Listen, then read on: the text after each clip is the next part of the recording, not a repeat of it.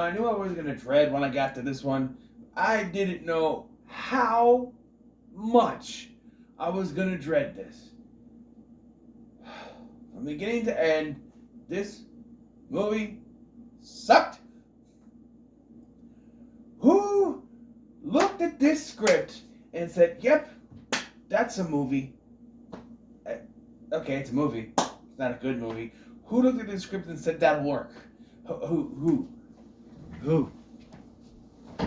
We could have had so much better if they just stuck to what they were doing, or maybe shifted things a bit. If you don't know, the genesis of a Catwoman movie goes all the way back to 1991 with Batman Returns. Okay? So, Batman Returns came out, and obviously they knew Catwoman was going to be a hit because they ordered reshoots for Catwoman to survive, because she originally just died when she electrocuted herself and Max Schreck. But they ordered a reshoot to show her at the end at the top of the building so they can set up her own solo film.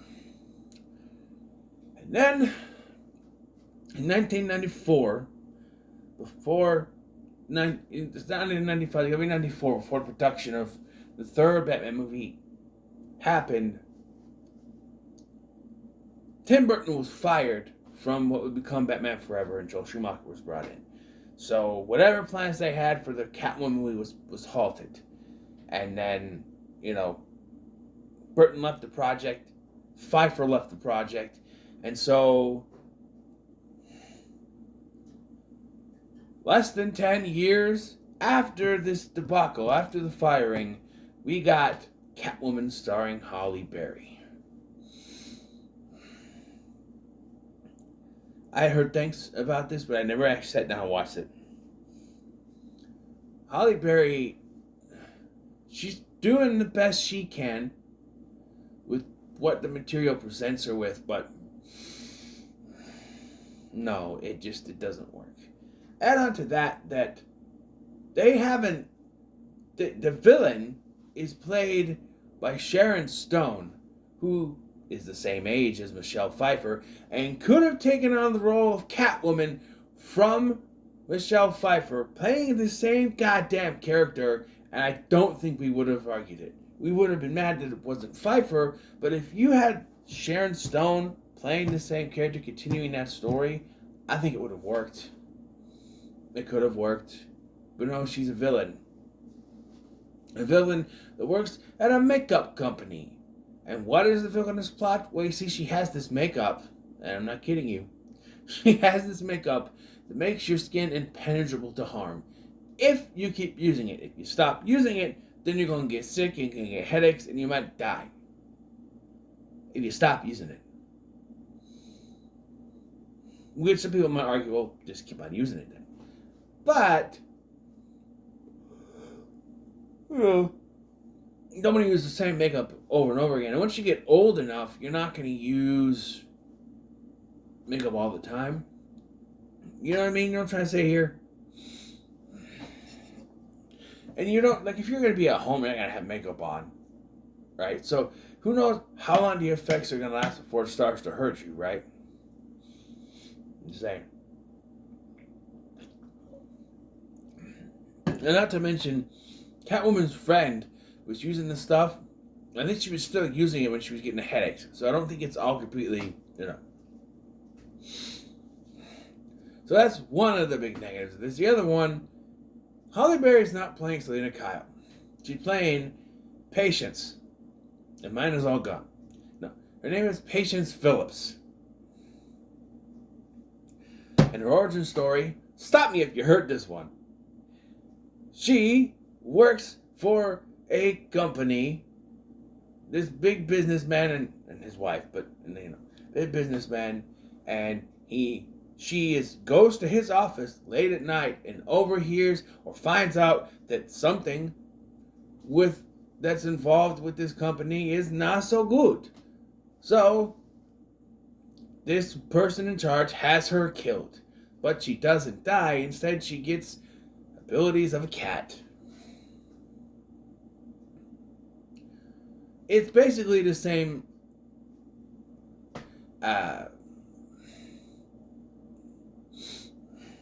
origin as Batman Returns, with a few different things. Instead of the cats licking her to give her the powers, the cat breathes into her mouth. Yeah, I don't know. And then we get an explanation from Frances Conrad. I think her name. She was Barney's mother on How I Met Your Mother. About that it is that the cats carry the spirit of Bast, which was an Egyptian cat god, that will breathe into a woman's mouth and make them the Catwoman. Yeah. And not only that, but they have the balls to connect this to Tim Burton's Batman movies. To suggest they're in the same universe, because she shows patients a bunch of pictures of former Catwomans, and I lost it. I'm watching like, they better not. And right there, front and center, in the middle of the screen, is a picture of Michelle Pfeiffer as Catwoman. And much like most times they show pictures, it's a production still. So it's like, it's a publicity still or something. She's like, like that kind of thing. I'm just like, you are seriously putting this in? So you are telling me that in a very grounded Batman franchise, even for the other two that are connected, by the way, that you're adding a cat goddess that can breathe into women's mouths, resurrect them from the dead, and make them the Catwoman. Look, it was weird enough when it was just cats licking her back to life. I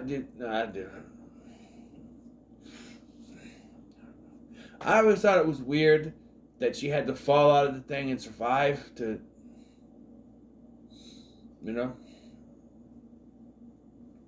Couldn't she just get shot at and then want revenge on Shrek? Here, she's flushed down a pipe thing and she drowns. And then the cats bring her back to life. Yeah. Meanwhile, we have a cop, Detective Tom Lone. That's not a name. Played by Benjamin Bratt, who honestly does a decent job, but they have to portray this character as an idiot, because of course he does. They do. So when the Catwoman starts doing things, right? He's dating patients. Which, by the way, I should mention, there's a scene where she's going to save the cat, and he thinks she's committing suicide, but he tries to talk her out of it. That actually was supposed to be the opening scene, but they changed it and put it in a different area. Yeah. Which, it does make sense when you look at it, that this happens, and in the very next scene, he shows up at her work to talk to her. Whereas, because it's not supposed to be the same day yet, she's wearing the same clothes. Because it starts out, she's at work and stuff. And then she goes home, and then it's supposed to be the next morning where that happens, and she almost falls. And then we cut, and it's the next day. And it's the same day, she's wearing the same clothes. So it's a continuity error. It was supposed to be the same day, and they edited it around, changed it. Yeah, so I'm going to correct the nostalgia critic. I don't think the husband is a villain. He keeps calling both Sharon Stone and her husband, the character's husband, villains. I don't think he's a villain. Because he's not treated as a villain. He's stern. I think they're trying to make it seem like he's a villain because, Max Shrek, they're trying to make him like that. But then it's pretty obvious it's just Sharon Stone is the villain. She's the one that orders the death, and even though Patient thinks that it's him, we find out it's not. And I was already kind of rolling my eyes at this movie. Her and Benjamin Bratt, Tom Lone. It's like Tone Loc. But anyway, they go to this amusement park fair thing. On the Ferris wheel, the Ferris wheel stops working, and she has to save this little boy from falling. At this point, he's already on the case of this Catwoman who stole something and then gave it back, because apparently the Catwoman thing gives you a double personality, although by the end of the movie that's not the case at all, so I don't know. She returned what she stole. So at the beginning of the movie, she makes a comment to her friend, played by Alex Borstein, who is Lois on The Family Guy. Almost an American Dad. This, two connected shows, not the same. But like she's like, oh, she gives her this leather suit. She's like, oh, I'll never be caught dead in leather. And of course, she wears it. She wears this suit, and she has her hair. She cuts her hair, which, by the way, it always infuriates me in movies where you just go, just like cutting at it, and then the very next scene, it's all just feathery and fine. Look, as experience, you cannot just cut at your hair and end up being fine. Okay, why do you think I had to shave my beard? Because I cut each side and that looked weird. And I tried to cut my own hair before just to trim it a little bit. And if you need to know what you're doing, you cannot just and then make it and it ends up looking good. No, that's not how it works. But this version of the suit is like a fully complete leather suit, with just a mask that she steals, by the way. And then she changes it to the one from there, with the leather pants that are somehow ripped here, and then like the little bra thing and the hat cat mask thing. Neither of which are even connected to Catwoman. Now, I thought of this when they were doing the explanation about different Catwomen. I could concede, because, people could be enraged. Oh, a black Catwoman, but Eartha Kitt was already a black Catwoman. And so, what if, I don't know if they ever said on that show that it was Selena Kyle. That wouldn't make very much sense. But it could be. They just, But what if there was more than one Catwoman? Eartha Kitt's Catwoman was a different character. What if that was Patience? And this was Orton of that. Although I could argue that Eartha Kitt's Catwoman was even more evil than the other ones. And I'm talking about Lee Merriweather and the first one. But anyway, so, yeah, he's trying to figure out who this Catwoman is, and it's his girlfriend that they'll, We get some of the cringiest thing when he confronts the Catwoman, and she's putting out these lines. Okay, first of all, when she's talking to Frances Conrad's character, right? She's Conroy, excuse me. Frances Conroy's character. She's like rubbing catnip on her face. Look, just because you're a Catwoman does not make you a cat. She's eating fish, and she goes to a bar, and she orders a White Russian. No vodka, no ice, no Kahlua. You know what leaves? Cream. That's it. Just order a milk. Jesus Christ. Yeah, because cat. Look, they obviously don't know. Catwoman did not act like a fucking cat. Okay? Yeah, sure, Michelle Pfeiffer went around and she went, meow. But, that was the thing. And it's one of the best parts of the movie where she drops down between Batman and the Penguin and she's like, meow. But she's like,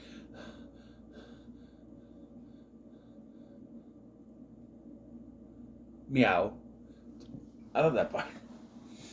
No. Oh, by the way, I hope you're ready for some janky 2000s CGI, because you're going to get a lot of that, especially because they decided not to do any stunt doubles, and it's only CGI that she's... Yeah, because they're the first wheel, she saves this kid, and he somehow doesn't realize it's her, right? And there are other clues, but how does he figure it out? The lipstick. Because Catwoman kisses him, and he messes it with lipstick that she had on the glass. Sure. But she suspects that it is her boss, So she talks with Sharon Stone, not realizing it's her, and so that Sharon Stone gives her a special phone to make contact. So Sharon Stone eventually makes contact with her, and it's a trap because she killed her husband and is blaming the Catwoman. I was already not liking this movie, and when it got to this, well, I already said fuck you when it got to the freaking Michelle Pfeiffer picture, but this was really fuck you. We're doing this fucking cliche where she's gonna be framed, and not only that, it's around this time that Benjamin Bratt here figures out who Catwoman is and arrests Patience. So now she's in jail. And it's clear that the writers wrote themselves into a fucking corner because now all of a sudden she can just squeeze through the goddamn bars. Cats are small enough to go through bars. They could do that, but like she's a human being. She's a very tall human being. I don't know. Yeah, because the midnight the cat shows up and she squeezes through the bars and then goes to fight Sharon Stone. Tom Lone gets shot. You know, like he's like talking to her like she's Patience. Like, you have confused for someone else. He knows it's you. Just stop it. It's just futile because at the end he's like, well, you know, if Patience is somehow back in her cell by tomorrow morning, this could prove she was innocent. Oh, you're right. Well, no, you're not denying it anymore. But despite the fact that Sharon Stone keeps saying that the stuff makes you like immortal, not immortal, but like indestructible. Well, I guess that doesn't count for falling off a building, landing on a helicopter pad, because she's dead. And even before that, she got scratched. And you can say because she hadn't applied it in a while, maybe. I don't know, but it's a stupid way for the villain to go out that she says she's indestructible. I don't know. And I also want to know how does this prove that Patience is innocent? It's the cop's word against the rest of them, right? Like, but does he actually have proof? He didn't, because there's a part where he has a conversation with Sharon Stone, and gets her to admit without saying anything, basically that it was her. But he didn't get anything on film, on recorded or nothing. And even then, she didn't actually verbally say it was her. And what's more is now you have Catwoman killed this woman, threw her off a building, and somehow all this is supposed to prove, like, okay, well, it'll prove that Patience is innocent, sure, but the Catwoman is probably still going to be a suspect.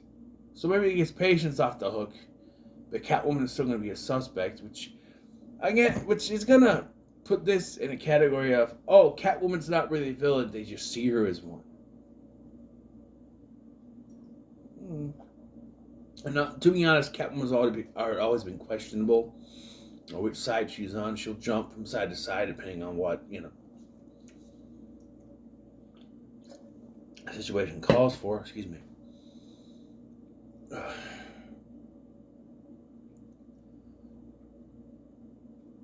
And then we get another cliche thing. Spider-Man, anyone? She cannot date Benjamin Bratt because she is a Catwoman and she has to do her Catwoman things. And look, with Spider-Man, I understood. Spider-Man, you know why he said no to Mary Jane? To protect her. It's the same reason that Superman says no to Lois at first.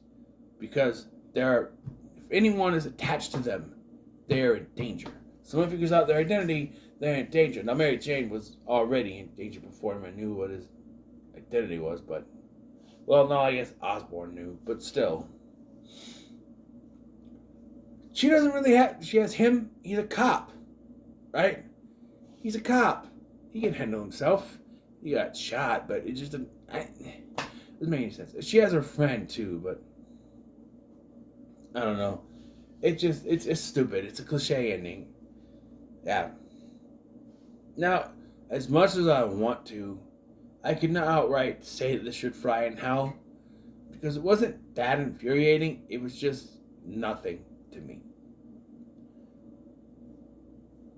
So I'm going to give it a very low, not worth your time.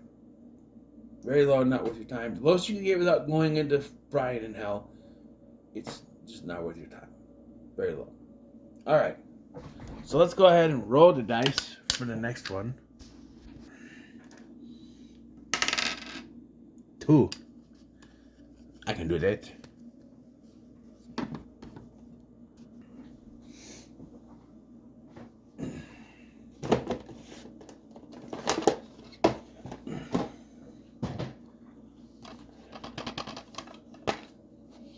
Ooh. All right.